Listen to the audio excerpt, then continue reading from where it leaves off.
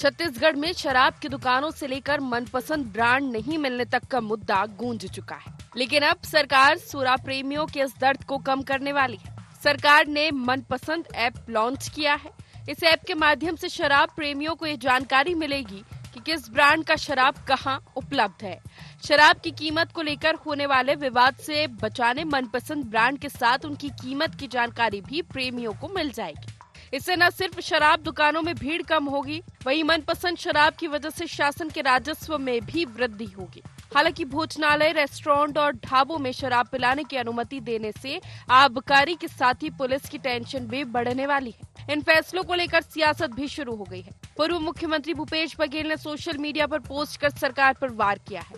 कांग्रेस ने social media पर cartoon poster जारी कर भी सरकार पर तंज कसा है। तो वहीं पूर्व मंत्री अजय चंद्राकर ने भूपेश बघेल और कांग्रेस को मर्द होने की चुनौती दे दी। अजय चंद्राकर ने कहा कि भूपेश बघेल में थोड़ी भी नैतिकता नहीं है। उनको एडिट वीडियो के सहारे नेतागिरी चमकाना पड़ रहा है। वो मर्दों जैसी राजनीति करे, नहीं तो टेस्टोस्टेरोन टेस्ट कराएं। उसमें थोड़ी भी राजनीतिक नैतिकता है तो मेरा पूरा वीडियो अपने फेसबुक पेज में डालें और कांग्रेस के पेज में डलवाएं, ताकि कांग्रेस की करतूत और उनका दृष्टिकोण जनता के सामने जा सके कि शराबबंदी में उन्होंने क्या कहा था। और एक साल के अंदर भूपेश बघेल जी इतने मुद्दा विहीन हो गए कि उनको एडिट वीडियो का सहारा अपने नेतागिरी चमकाने के लिए लेना पड़ रहा है। चुनौती स्वीकार करें, मर्दों जैसी राजनीति करें, और नहीं तो जाकर फिर टेस्टोस्टेरोन टेस्ट कराएं, मर्द हैं कि नहीं है इसको देखें। इस सरकार ने शराब का ऐप जारी किया है। मतलब छत्तीसगढ़ प्रदेश के किसी भी कोने से कौन सा दुकान में कौन सी ब्रांड की शराब है, ये आप घर बैठे देख सकते हैं और घर बैठे मंगा सकते हैं। एक शराब का ऐप बनाकर आखिर छत्तीसगढ़ की जनता को लूटने का काम इस सरकार कर रही है, पहला चीज। और दूसरा कि अभी तक इस सरकार ने शिक्षा मंत्री तक नहीं बना पाई। शिक्षा के क्षेत्र में इन्होंने कोई काम किया ही नहीं। तो शायद अगर शिक्षा के लिए भी अगर ऐप जारी करते तो मैं समझता हूँ बेहतर होता। प्रदेश में शराबबंदी को लेकर पहले भी सियासत होती रही है। ओवर रेटिंग और मनपसंद ब्रांड नहीं मिलने को लेकर भी जमकर सियासी बवाल मचा होता है। ऐसे में भले ही इस ऐप को लेकर वार पलटवार का दौर चल रहा हो, इससे सभी ब्रांड की शराब सही कीमत पर उपलब्ध हो सकेगी। लेकिन ये भी सही है कि हर हाथ तक सहजता से शराब की उपलब्धता प्रदेश की शांति और सद्भाव के लिए बड़ा खतरा भी बन सकती है। रायपुर से अद्वैत नाइक की रिपोर्ट।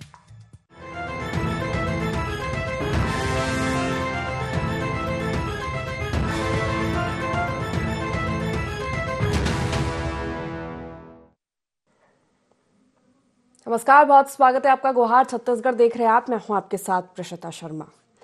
निदा फाजली का एक शेर है कि कुछ भी ना बचा कहने को, हर बात हो गई। आओ कहीं चले शराब पिए रात हो गई। और कौन सी पिएंगे ये बताएगा आबकारी विभाग का मनपसंद ऐप। छत्तीसगढ़ में शराबबंदी से लेकर आप कौन सी ब्रांड की शराब आपको पीनी है और उसकी कीमत क्या है, ये सहजता और सुविधा पूर्वक घर बैठे आपको मालूम पड़ जाएगा। आबकारी विभाग ने इसको लेकर ऐप लॉन्च किया है और इस पर सियासत भी बदस्तूर जारी है। शराब शौकीनों की शिकायतें दूर की जा रही है। अब तक मदिरा प्रेमी अक्सर शिकायत करते थे कि उन्हें मनपसंद ब्रांड नहीं मिलती। अब राज्य सरकार ने इसके लिए ऐप जारी कर दिया है। इससे न सिर्फ सुरा प्रेमियों को सभी ब्रांड की शराब उपलब्ध होगी, वहीं ओवर रेटिंग से भी वे बच सकेंगे। लेकिन सरकार के फैसले ने सियासी बवाल तेज कर दिया है। शराबबंदी छत्तीसगढ़ में बहुत ही महत्वपूर्ण मुद्दा रहा है। जब कांग्रेस की सरकार बनी थी तो उनके घोषणा पत्र में शराबबंदी का वादा शामिल था, जिसको लेकर उन्होंने वोट भी जनता से मांगे थे। पूरे 5 साल तक शासनकाल में विपक्ष में रही बीजेपी शराबबंदी के मुद्दे पर कांग्रेस को घेरती रही। सत्ता में आने के बाद कांग्रेस ने शराबबंदी को लेकर बीजेपी को घेरना शुरू कर दिया कि छत्तीसगढ़ में शराबबंदी कब होगी, क्योंकि इस मुद्दे को लेकर जनता से वोट तो खूब लिए गए हैं। लेकिन वहीं अब देखा जाए तो आबकारी विभाग ने मनपसंद ऐप लॉन्च किया है शराब शौकीनों के लिए या फिर कहे सुरा प्रेमियों के लिए। इसमें जो शिकायत थी उनकी कि छत्तीसगढ़ में सभी ब्रांड की शराब या लिकर उपलब्ध नहीं होती है और उनकी जो कीमत है ओवर रेटिंग से भी परेशानियों का सामना करना पड़ता है। तो इस ऐप के जरिए कौन सी ब्रांड की शराब आपके कौन से नजदीकी दुकान पर उपलब्ध है और किस रेट में है, वो आपको आसानी से मालूम पड़ जाएगा। लेकिन इस तरह का ऐप लॉन्च करना, जब बात छत्तीसगढ़ में शराबबंदी की हो रही हो, कितना सही है? चर्चा इसी पर करेंगे। जान लेते गुहार के पॉइंट्स क्या है। छत्तीसगढ़ में क्यों नहीं थम रहा सुरा पर संग्राम?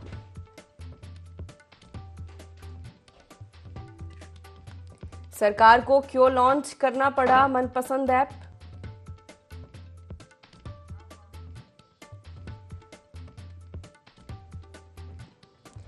शराबबंदी का वादा लेकिन शराब बिक्री पर जोर, ये कैसी सियासत? क्या सिर्फ बातों तक सीमित रहेगी शराबबंदी?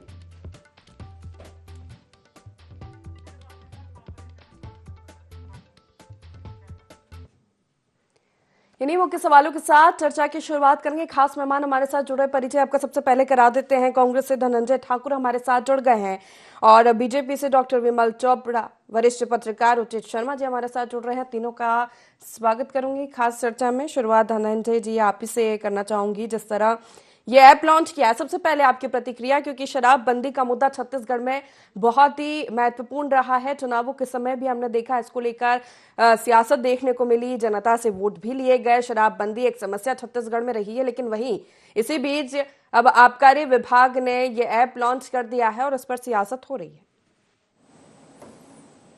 देखिए प्रीतिशा जी, आपने बहुत सही सवाल उठाया है। प्रदेश की शराब व्यवस्था को लेकर जो चिंता जाहिर की है, जो प्रदेश में नशाखोरी बढ़ रहा है, चाहे शराब का हो, चाहे सूखा नशा हो, चाहे गांजा हो, चाहे अफीम हो, या मेडिकल स्टोर में जो नस्ली दवाइयां मिलती है, इससे जो युवा वर्ग जो पूरी तरीके से बर्बाद हो रहा है, छत्तीसगढ़ बर्बाद हो रहा है। और देखेंगे जब भारतीय जनता पार्टी विपक्ष में रही है, हमारी सरकार रही है, उस दौरान भाजपा के नेता लगातार शराबबंदी की मांग को लेकर आंदोलन करते थे। शराब को महिलाओं के लिए खराब बताते थे, इससे बर्बादी का कारण बताते थे और आंदोलन करते रहे। और निश्चित तौर पर हमने शराबबंदी का वादा किया था और दिशा में हमने प्रयास भी किया था, वो जरूर उसमें हम असफल रहे हैं और आज हम सत्ता में नहीं है।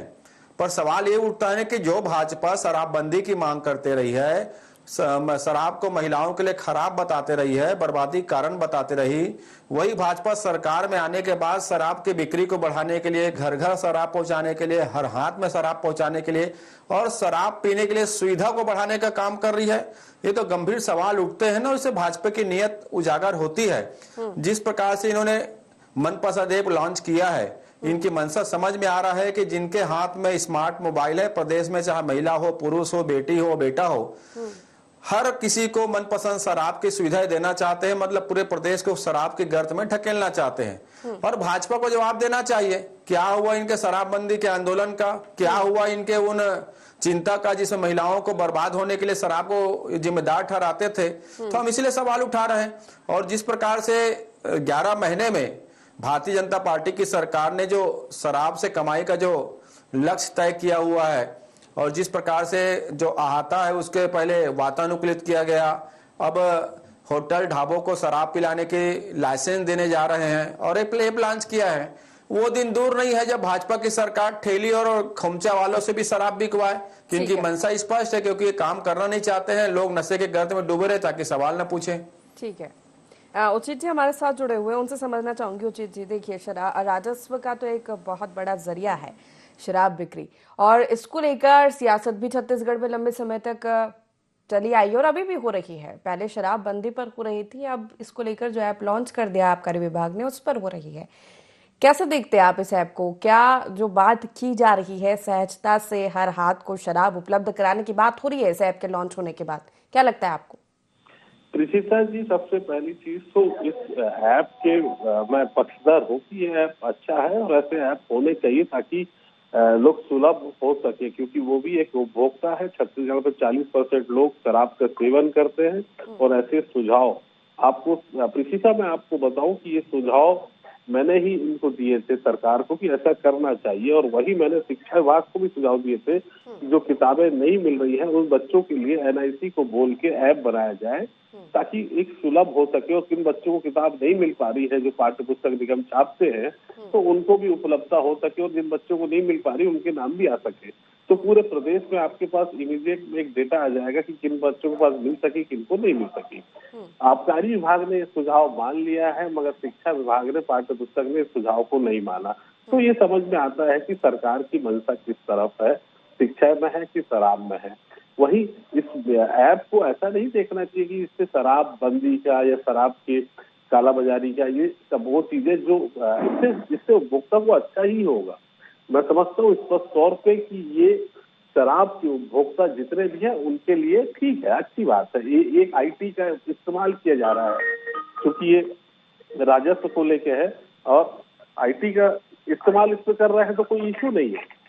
इसे तो अच्छी चीज है कि अगर इस तरीके के ऐप आते हैं तो अगर उससे लाभ मिलता है तो कोई दिक्कत नहीं, मैं समझता हूँ कि किसी तरीके की होगी। लेकिन वहीं पे आप शिक्षा के बारे में भी इसको छोड़िए, एक दूसरे पे आरोप जरूर लगा रहे हैं आप कि शराब, अभी बोलेंगे कि शराब बंद होनी चाहिए। हकीकत में ये सबसे बड़ा कमाऊ पूत है किसी भी सरकार के लिए, वो चाहे चोपड़ा जी की सरकार हो चाहे धनंजय जी की सरकार हो। इस ऐप के जरिए वो अपने राजस्व का, पूरे बजट का 10% रेवेन्यू इस जगह से लाते हैं। तो अगर आपको कोई नेता ये कह रहे हैं कि हम शराब बंद कर देंगे तो वो खाली झूठ है, झूठ के अलावा कोई नहीं है। चाहे वो भूपेश बघेल की सरकार से, चाहे वो डॉक्टर रमन सिंह की सरकार हो, चाहे विष्णुदेव की सरकार हो, कोई इसको बंद नहीं करने वाला। हाँ, अलबत्ता बंद करने के नाटक राजनीतिकरण तभी करेंगे, ये बात भी सत्य है। तो मामला राजस्व का है, मामला कमाऊ पूत का है, तो ये चीजें बंद नहीं होंगी। हाँ, सुलभता है, आईटी का इस्तेमाल को लेके किया जा रहा है तो इसको कोई बुराई के रूप में तो नहीं देखता हूँ, मगर इसी आईटी का इस्तेमाल आप अन्य क्षेत्र में क्यों नहीं कर रहे? आप हेल्थ सेक्टर में इसका इस्तेमाल क्यों नहीं करते? आप इसी शिक्षा विभाग के सेक्टर बच्चों को उपलब्धता से लेकर इसका इस्तेमाल क्यों नहीं करते? तो यही सरकार की मंशा कोई भी हो, मुझे विष्णुदेव सरकार से कोई आपत्ति नहीं है, आप किसी भूपेश सरकार के इसमें कोई खिलाफ नहीं है, लेकिन सरकार की जो मंशा होती है, मैं तो केवल उसमें ही सवाल खड़े कर रहा हूँ कि ये आपके लिए प्राथमिकता क्या है? बच्चे प्राथमिकता है या शराब की उपभोक्ता प्राथमिकता है? ये तो सरकार को तय करना है। बीजेपी से हमारे साथ विमल जी भी जुड़े हुए हैं, उनसे ही जान लेते हैं कि आखिर क्यों लॉन्च करना पड़ा ये ऐप। देखिए, ऐसा है कि पहले तो ये बता दूं आपको कि कांग्रेस के प्रवक्ता जो बोल रहे थे, पहले तो बोलने का ही उनको नैतिक अधिकार नहीं है। जिस सरकार के नेताओं ने सरकारी दुकान को अपने जेब की दुकान समझा और सरकारी खजाने में डकैती डाली शराब बेच करके, वो लोग शराब के बारे में बात करें तो अच्छा नहीं लगता। जिनके घोषणा पत्र में था कि हम शराब बंदी करेंगे, वो यदि इस प्रकार की बातें करें कि 5 साल तक जिन लोगों ने जनता को गुमराह किया और शराब से अपनी जेब भरी, ऐसे लोगों को तो इस डिबेट में आने का नैतिक साहस ही नहीं होना चाहिए। शराब बंदी कह के प्रीमियम दुकानें खोली, नई दुकानें खोली, सब प्रकार से लूट मचाई। अब जहां तक ऐप की बात है, यदि सरकार कोई भी चीज बेच रही है, यदि उसमें वो क्वालिटी कंट्रोल करती है, उसमें ग्राहक को किसी प्रकार से ठगी ना हो, उसको रेट की जानकारी हो, ये कहती है, तो इसमें कांग्रेस को आपत्ति क्यों है? कांग्रेस के लोग जो है चाहते हैं कि इसमें लूट मची रहे, उनके कोचिए जो गांव-गांव में फैले हैं वो काम करते रहे हैं, इसलिए कांग्रेस के लोग इस प्रकार की बातें कर रहे हैं। आज जो है भारतीय जनता पार्टी की सरकार ने अपने घोषणा पत्र में नहीं कहा था कि हम शराबबंदी करेंगे। मैं व्यक्तिगत रूप से शराबबंदी का पक्षधर था, लेकिन आज एक प्रवक्ता के रूप में कि भारतीय जनता पार्टी का क्या इसमें सोच है, ये बता रहा हूं मैं आपको कि भारतीय जनता पार्टी के घोषणा पत्र में कभी शराबबंदी रहा नहीं। इसलिए कांग्रेस को कि भारतीय जनता पार्टी शराब के बारे में क्या कह रही है, ये कहने की जरूरत नहीं है। पहले अपने आप को देखिए कि उनके नेता जो हैं आज जेल में क्यों हैं, 2-2 साल से जेल में सड़ रहे हैं और उनकी जमानत तक नहीं हो रही है। क्यों ऐसा हो रहा है, इस पर उनको विचार करने की जरूरत है। भारतीय जनता पार्टी, वो सरकार कोई भी चीज बेचे, यदि सरकार उसको बेच रही है तो उसके प्रमाणिक रूप से शुद्धता होनी चाहिए और जो ब्रांड व्यक्ति चाहता है वो मिलना चाहिए। कांग्रेस के लोग क्या करते थे, कुछ ब्रांड को लेकर के वो दुकानों में रख देते थे और फिर जो है उस जो ब्रांड वाले लोग हैं उनसे पैसा लेते थे, बाकी ब्रांड की जो शराब है वो दुकान में नहीं जाती थी। कोरोना काल में क्या हुआ था, आपने दवा के बजाय घर घर दारू सप्लाई की। आपने बताया कि आप फोन कीजिए, बनाया कि आप फोन कीजिए आपके घर में शराब पहुंचाई जाएगी। जब लोगों को दवा की जरूरत थी तब आप दारू पहुंचा रहे थे। और आप नैतिक रूप से बात कर रहे हैं कि शराब के लेकर के भारतीय जनता पार्टी क्या कर रही है।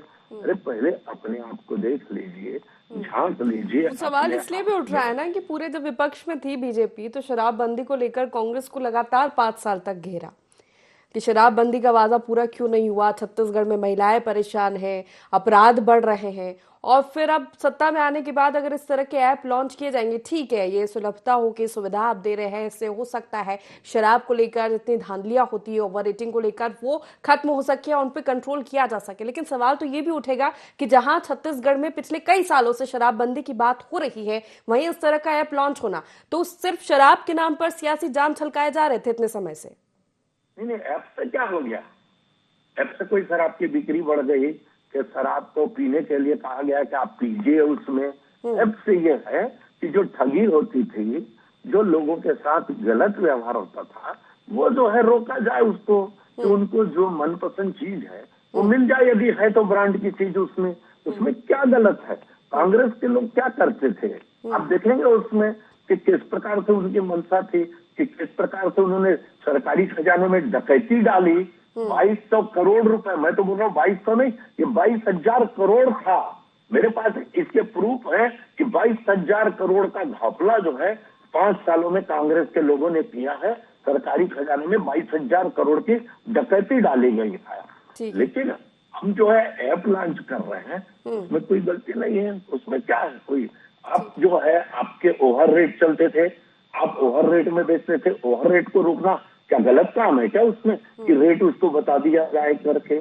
तो इस प्रकार से भारतीय जनता पार्टी द्वारा अपने शराबबंदी का वादा अपने घोषणा पत्र में किया था, भारतीय जनता पार्टी ने नहीं किया था। आपके घोषणा पत्र को पूर्ण कराने के लिए भारतीय जनता पार्टी जो है वो दबाव डालती थी कि आप बंद कीजिए। नाटक छोटा सा कमेंट। मैं डॉक्टर साहब ने काफी इसके संघर्ष किया है, शराब के खिलाफ रहे हैं नीतियों के, मगर मैं सबमिशन दूंगा कि अगर डॉक्टर साहब ये कह रहे हैं कि शराबबंदी का हमारे कभी मैनिफेस्टो में नहीं था, तो मैं डॉक्टर साहब को बड़ा सा सम्मान कहूंगा कि डॉक्टर साहब 13 से 18 के मैनिफेस्टो में आप जरूर देखेंगे क्या क्रमबद्ध शराबबंदी की परिकल्पना और सुझाव और मैनिफेस्टो का ये पार्ट नहीं था। अगर आप ये बोल देते हैं तो मैं मान जाऊंगा, बड़े वरिष्ठ और बहुत सम्मानजनक विधायक आप रहे हैं और इस चीजों को लेके आपने काफी अध्ययन किया है और मेरी जितनी उम्र नहीं है उतने वर्ष से आप राजनीति कर रहे हैं। तो मुझे उम्मीद है कि साफ वीक के लिए छत्तीसगढ़ में जाने पहचाने चेहरे डॉक्टर विमल चोपड़ा इस बात पे सत्य जरूर बोलेंगे। विमल जी छोटा सा जवाब, फिर धनंजय जी का रुख करूंगी। 13 से 18 के घोषणा पत्र में ये जरूर रहा होगा कि क्रमबद्ध रूप से शराब की बिक्री कम की जाएगी, ये था उसमें। लेकिन जो उसके बाद के चुनाव हुए 19 में जो चुनाव हुए उसमें कांग्रेस के घोषणा पत्र में था शराबबंदी, भारतीय जनता पार्टी के घोषणा पत्र में नहीं था। ये घोषणा पत्र उस समय की बात हो रही है जिस समय आपने घोषणा पत्र, अभी जो भारतीय जनता पार्टी का घोषणा पत्र है 5 सालों के लिए, उसमें शराबबंदी की मांग नहीं है, उसमें बात नहीं। ठीक है धनंजय जी, विमल जी का कहना है कि ऐप से हम कोई शराब बिक्री को बढ़ावा नहीं दे रहे हैं। ओवर रेटिंग को लेकर जो धांधलियां होती थी, शराब को लेकर जो ठगियां होती थी, वो इससे कंट्रोल होगी। सब जो डेटा है इसका वो हमारे सामने होगा, उपलब्ध होगा, आसानी से सुविधा होगी लोगों को कि अगर वो मनपसंद चीज चाह रहे हैं तो वो उपलब्ध हो जाए उन्हें। इससे शराब बिक्री को कोई बढ़ावा नहीं मिलेगा, क्योंकि उकसाया नहीं जा रहा है लोगों को। प्रीतिशा जी, मैं एक बात की शुरुआत करूंगा आपके चैनल के माध्यम से, उसके बाद जवाब कंटिन्यू दूंगा। भारतीय जनता पार्टी का नारा मुझे याद आता है, उसको आज जनता कह रही है अब नहीं सहीबो, मन पसंद पिला के रहीबो। ये भाजपा का नारा आज का जनता कह रही है। भाजपा का एक नारा और याद आ रहा है मुझे, कि हमने बनाया है और हम ही पिलाएंगे, और एक दिल्ली वाले जो है मन की बात करते हैं और छत्तीसगढ़ वाले मनपसंद पिला रहे हैं। खैर, विमल चोपड़ा जी की बात में दो चीजें समझ में आई हैं।